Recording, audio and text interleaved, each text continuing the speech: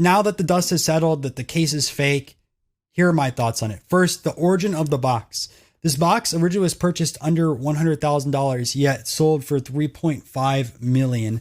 You just don't get those type of margins even on sports cards. So I'll give you an example. Let's go do a card show and you find a Babe Ruth playing day card for $100 or $200. Let's say it's his 1933 Galaxy.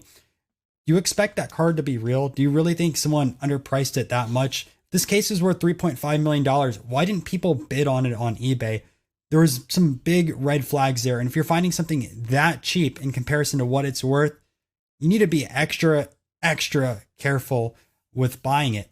And number two, this shows you that you can't always trust a grading company or someone that's authenticated. You have to do your own research on it.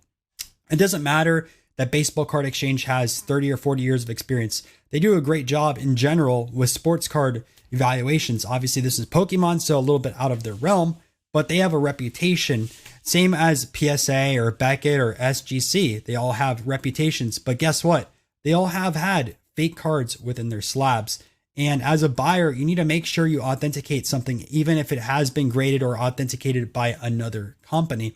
So always do your research on it. And another detail, which I want to talk about, is like the minor details on a product or a card. They were missed on this one. Watching the Logan Paul video, they talked about how the sticker looked old and how there were seams on the sticker within the cardboard. Sure, those are two minor things, but there's also small details missed on the sticker itself. And those were overpassed because of looking at the age of the sticker. But the same thing can be applied to cards. There's some older reprint cards, or I shouldn't say reprint, but older fake cards. And just because that card has older doesn't mean that you cannot pass it as an authentic card. For example, Pete Rose rookie card has been faked for the longest amount of time. Some of those cards are 20, 30 years old. And just because they're old doesn't mean they're legit. And when I talk about on the series of spotting fakes, I always compare the minor details on a card itself, the fake card, to a real card, looking at some of the different shadows, looking at the print dots on it, looking at the surface of a card, or look at the opacity of the card. You have to make sure you use multiple forms to authenticate something.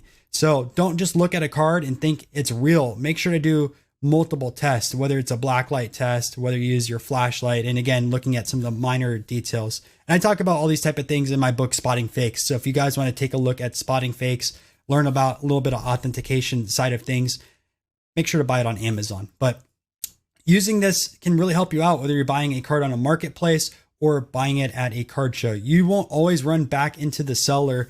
And it's really important to do your best to try to authenticate something, because people will sell you fake cards or fake goods. And it's pretty bad, but that's where the state of the hobby is. You need to make sure to educate yourself so you have that knowledge when going into purchasing something.